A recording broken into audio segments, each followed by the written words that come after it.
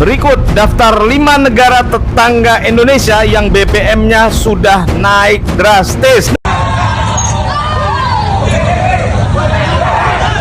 Lo udah tahu gak sih, ketika kita lagi asik kebingungan, harga bensin naik, orang panik, negara bisa bangkrut, kurs kita hancur lebur. Tak tahulah aku nak cakap apa. Tak habis-habis sibuk mengurusi negara orang.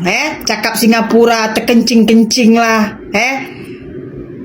Benik, kau paham tak? Kau tahu tak? Kita ni mengimpor minyak dari Singapura dan Malaysia. Harga minyak dunia naik, tetapi Malaysia ada satu kelebihan yang banyak negara lain tak ada. Ramai tanya saya, bila harga minyak dunia naik, adakah Malaysia akan terjejas? Memang betul-betul terjadi, para sahabat. Karena sekarang panik buying di Indonesia ketika hari raya. Banyak warga yang bawa tong-tong sampai mau balapan, mau masuk ke stesen minyak. Assalamualaikum warahmatullahi wabarakatuh. Jumpa lagi para sahabat dan teman-teman dengan Mas Farhan. Gimana kabar-kabarnya? Semoga kalian semuanya sehat-sehat saja. Yang baru bergabung di videonya Mas Farhan, terima kasih banyak-banyak yang sudah setia menonton di channel ini. Saya doakan semoga kalian semua dimurahkan rezekinya, dipanjangkan umurnya, dijauhkan dari malak bahaya oleh Allah Subhanahu wa taala. Amin amin ya rabbal alamin. Oke para sahabat dan teman-teman, di video kali ini Mas Farhan akan nge-reaction beberapa video yang sudah di-tag di TikTok Mas Farhan tentang panik buying seluruh dunia para sahabat, termasuk Filipina dan juga Vietnam para sahabat, termasuk juga Thailand dan termasuk juga Indonesia tentang minyak ini para sahabat. Karena terjadinya konflik di Timur Tengah antara Iran dengan Israel dan juga dibantu dengan Amerika Serikat para sahabat, terkena dampaknya semua. Karena apa? Karena Selat Hormuz milik Iran, pangkalan tersebut ditutup para sahabat. Perdagangan minyak dunia, perdagangan minyak mentah, impor para sahabat, itu tidak boleh lalu lalang di sana karena terjadinya perang konflik para sahabat. Dan Indonesia para sahabat ini sangat ketar-ketir. Banyak penduduk, banyak warga yang ketar-ketir, ketakutan sampai panik buying dan akhirnya terjadi sampai hari Lebaran para sahabat.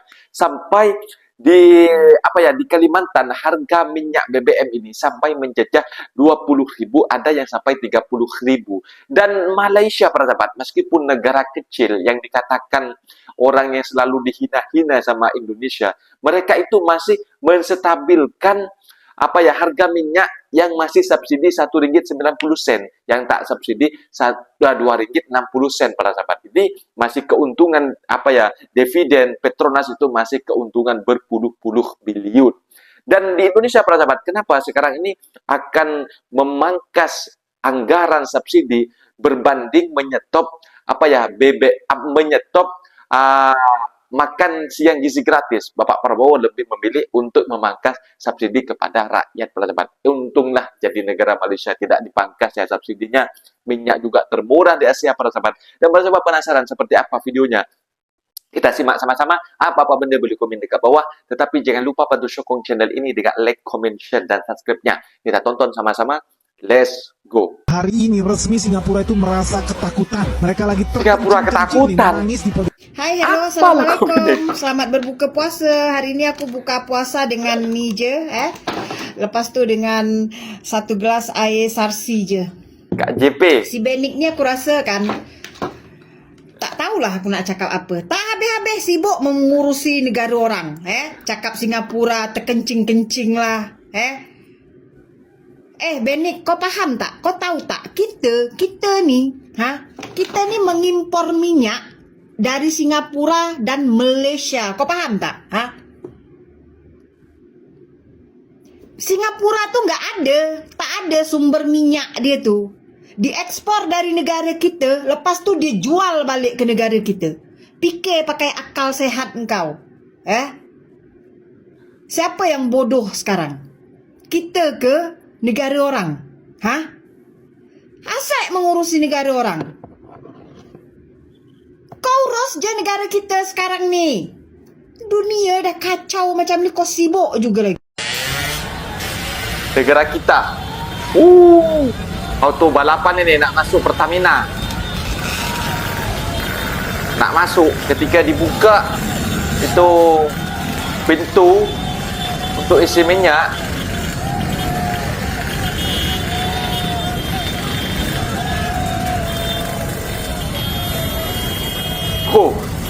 bawa etong. Bukan setakat nak isi dalam motor saja. Pertamina.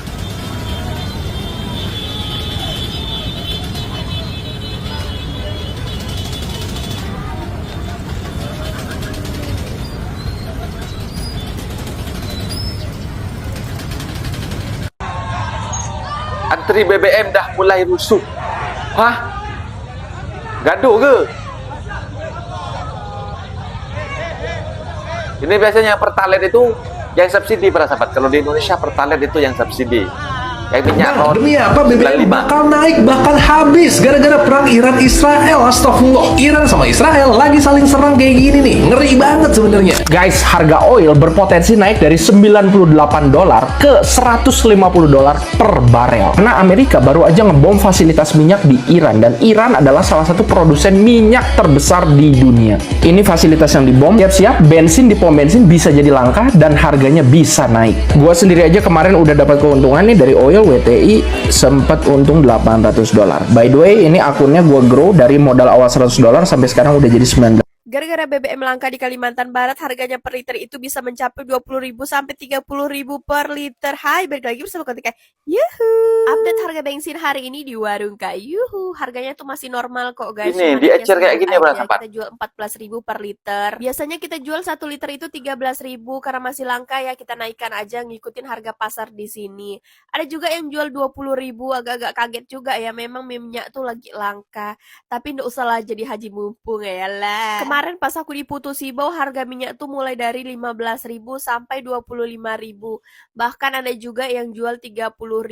Aku baca-baca di komen mereka, katanya di Melawi tuh isi eceran tuh 30.000.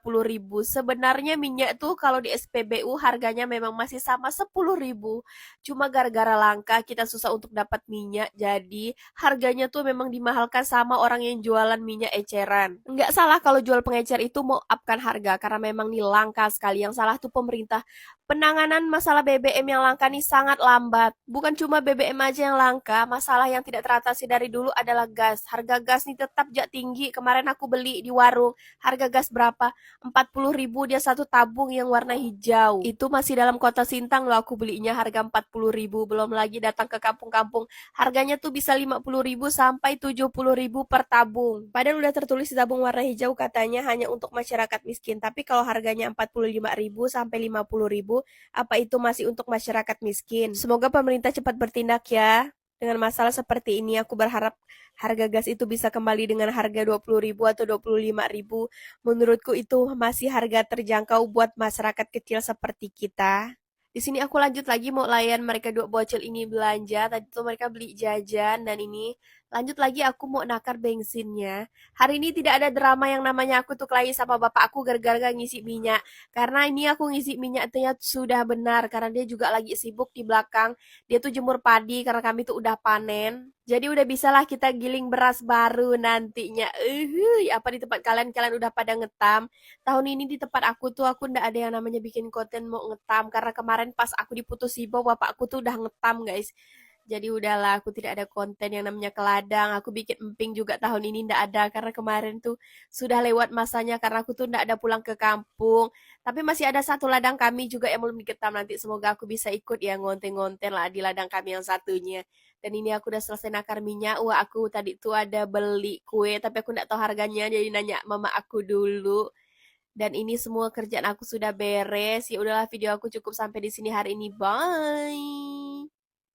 Di tengah ekonomi Indonesia yang hancur hari ini, menghapus MBG adalah opsi terbaik dibanding mencabut subsidi di bagian energi. Hari ini teman-teman lihat bahwa MBG memiliki banyak masalah, mulai dari vendornya yang terafiliasi dengan partai politik atau pejabat daerah, kemudian keracunan, dan tentunya ada beberapa SPPG yang ditutup karena tidak layak melaksanakan MBG. Hari ini teman-teman lihat bahwa 1,2 triliun per hari dan hampir lebih dari 300 triliun per tahun dianggarkan untuk program ini yang mungkin tidak masuk dalam investasi jangka panjang, karena hari ini teman-teman lihat bahwa harusnya uang yang begitu besar bisa menciptakan lapangan pekerjaan, menyerap lapangan pekerjaan, sehingga nantinya orang tua yang akan menikah nantinya memiliki kestabilitas kestabilan ekonomi untuk memberikan asupan yang bergizi kepada anaknya, sehingga menghapuskan trademark mengemis dengan negara. Hari negara harus hadir, bukan hanya untuk memberikan makanan, tapi memberikan kemampuan bagi orang tuanya untuk menciptakan makanan bagi anak-anaknya. Gimana menurut kalian? Antrean ratusan kendaraan Ini mulai dari TV Internasional Indonesia Liputan 6 ini. kilometer di SPBU TV Kerajaan. Jalan Raya Semparuk, Sambas, Kalimantan Barat pada Sabtu Nah, siang. itu. Sudah 4 Bukan kali kita nak kendaraan memburuk-burukkan, jenis memang berbalat seperti langka itu di sejumlah realitanya. SPBU di Kabupaten Sambas. Warga pun mengantre dari pagi hingga sore untuk mendapatkannya. Panik buying di Kelangkaan Indonesia BBM ya. subsidi di SPBU dikeluhkan para pengendara. Sedangkan di tingkat pengecer, harga BBM sangat mahal mencapai Rp25.000 per liter. Warga berharap kelangkaan ini dapat segera diatasi, apalagi Lebaran tinggal menghitung hari. Lo udah tahu gak sih, ketika kita lagi asik kebingungan, harga bensin naik, orang panik, negara bisa bangkrut, kurs kita hancur lebur, stok BBM kita tinggal 20 hari karena kata menteri paling pintar se-Republik Indonesia ini, akibatnya orang jadi panik. Apa yang dilakukan oleh negara kita? Harusnya bisa menghemat ya, mengurangi penggunaan BBM ya, atau mungkin harusnya punya strategi lain loh, supaya Indonesia tidak jadi budak minyak bumi yang kita harus menghamba, mengemis sama Singapura, Malaysia, dan Timur Tengah. Ya, gue sih jujur aja kecewa guys. Karena kalau lu lihat ya, gimana sih strategi mobil nasional kita? Ternyata kalau lu lihat ya, Prabowo punya program, dia udah pikirin nih buat bikin mobil nasional dalam 3 tahun. Jadi dalam 3 tahun lagi Mobil kita nasional mau apa? sendiri. Ini kabar baik Kemarin atau kabar sudah buruk, guys? Jujur aja nih, lu tau lah gue impor bukan buzzer si mobil Prabowo, dari dia nggak punya duit juga, India. guys, buat bayar gue. Soros aja bayar gue $5 juta, gue tolak guys. Prabowo bikin apa? Rencana besar dia apa? Ternyata Indonesia memang bener mau bikin mobil nasional sendiri, bahkan mau dijadiin PSN guys. Dan salah satu kandidatnya adalah mobil listrik yang namanya I2C, Indigenous Indonesian Car. Jadi mobil asli Indonesia guys. Nah, kabarnya yang bakal menjalankan program mobil listrik nasionalnya si Prabowo ini guys, itu namanya PT TMI, Teknologi Militer Indonesia. Wah, ini kabar baik atau kabar buruk nih guys? Ya. Woi, ada apa nih warga di SPBU Hanoi, Vietnam? Disebut-sebut pada panik buying. Jadi guys, tempat pengisian BBM di Vietnam dipadati pembeli setelah harga BBM ngalamin kenaikan signifikan. Panik buying gak terhindarkan imbas konflik Timur Tengah yang masih terjadi. Cái việc này khiến cho giá xăng dầu không chỉ riêng ở Việt Nam mà nó còn ảnh hưởng đến cả toàn thế giới. Thì đây là lần đầu tiên mà mình phải xếp hàng đổ xăng lâu như thế này. Đứng đây từ lúc 6:30 và bây giờ như hơn 7 giờ rồi mà vẫn chưa được đổ. Thì mình mong muốn là đợt này trong cái xăng này mình được đổ. Selain ngalamin kenaikan harga, sekitar 14 SPBU lainnya bahkan juga dihentikan. Terus setidaknya ada 7 SPBU di Hanoi telah membatasi penjualannya di tengah kekurangan pasokan BBM. Karena hal ini, Perdana Menteri Vietnam telah menghubungi rekan-rekannya di Kuwait, Qatar, dan Uni Emirat Arab buat ngamanin pasokan bahan bakar dan minyak mentah tambahan. Pemerintah Vietnam juga mengimbau penerapan pengaturan WFH buat ngehemat pasokan BBM di negaranya. Sahabat Kompas TV, gimana nih pendapat lo soal kondisi panik buying di Vietnam ini? Komen. Hari kerja jadi 4, dari 5 jadi 4. Indonesia juga ikut WFH. Work from home, bekerja dari rumah. Waktu COVID kita lakukan, cukup berhasil. Ya, saya kira kita bisa lakukan itu juga. Mungkin 75%. Kalau kita hadapi krisis, ya semua upaya kita pelajari, ya kan? Pertama, kita harus turunkan konsumsi. Ya kita bisa turunkan konsumsi. Saya lihat negara-negara lain, umpamanya lagi mikir hari kerja jadi 4, dari 5 jadi 4. Filipina, Pakistan sudah. Kemudian work from home, bekerja dari rumah. Waktu COVID kita lakukan, cukup berhasil. Ya, saya kira kita bisa lakukan itu juga. Mungkin 75% karyawan dan pegawai bisa kerja dari rumah. Sekarang ada Vicon, ada banyak teknologi. 30 tahun yang lalu nggak ada, itu satu. Kita juga bisa, sebagai contoh tadi ya, work from home kita juga bisa, umpamanya satu mobil nggak boleh ditumpangi 1 orang. Di negara-negara lain juga, satu mobil minimal 4 orang. Harga minyak dunia naik, tetapi Malaysia ada satu kelebihan yang banyak negara lain tak ada. Ramai tanya saya, bila harga minyak dunia naik, adakah Malaysia akan terjejas? Jawapannya jujur, ya, memang ada kesan. Apabila harga minyak dunia meningkat, kos pengangkutan dan barang di seluruh dunia juga naik. Rakyat memang akan merasainya. Tetapi ada satu kelebihan yang membantu negara kita untuk mengurangkan kesan kepada rakyat. Malaysia bukan sahaja pengguna minyak, Malaysia juga pengeluar minyak. Pengeluar Tanpa Malaysia. Malaysia menghasilkan kira-kira 184 juta tong minyak mentah dan kondensat. Apabila harga minyak dunia meningkat, pendapatan negara daripada industri minyak juga meningkat. Saya bagi contoh, bagi tahun kewangan 2025, Petronas meluluskan dividen sekitar 32 bilion ringgit kepada kerajaan, dan bagi 2026 jumlahnya sekitar 20 bilion ringgit. Kekuatan itu membantu kerajaan melindungi rakyat daripada kesan kenaikan harga tenaga.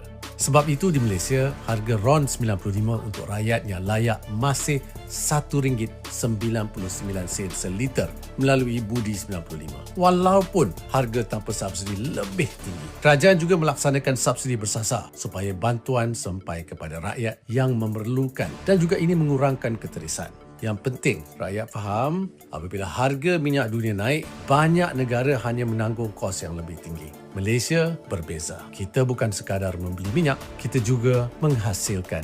Dan kekuatan itu kita gunakan untuk melindungi rakyat. Nah, itu dia para sahabat dan teman-teman video yang sudah kita simak. Bahwasanya si Benik, si pengamat politik yang termasuk yang dulunya yang suka mengejek-ejek Malaysia, sekarang harus menelan fakta para sahabat. Apa yang diejek Benik dari dulu para sahabat kepada Malaysia? Malaysia dikatakan krisis beras. Benik ini, gara-gara Benik, banyak pelancong-pelancong yang dari Indonesia itu para sahabat seolah-olah merendahkan Malaysia. Tetapi mereka setelah tahu fakta yang sebenar datang ke Malaysia, oh ternyata tidak sama yang dikatakan si Benik di dalam media sosial. Ternyata Malaysia itu lebih bagus daripada ekonomi kita macam itu. Bahwasanya para sahabat, kenapa Indonesia panic buying? Kenapa Indonesia warga itu panic buying untuk menyetok BBM, bahkan bawa tong ke stesen minyak? Karena tahu sendiri kelakuan pejabat Indonesia. Kalau betul-betul terus berkepanjangan konflik di Timur Tengah, Selat Hormuz tetap ditutup para sahabat, Indonesia tidak bisa berkutik. Penduduk atau warga yang ada di Indonesia banyak para sahabat, 270 juta. Ini merupakan yang kuantiti yang sangat besar. Sedangkan Indonesia tidak bisa mengelola minyak mentah sendiri di dalam negara. Itu pertanyaannya.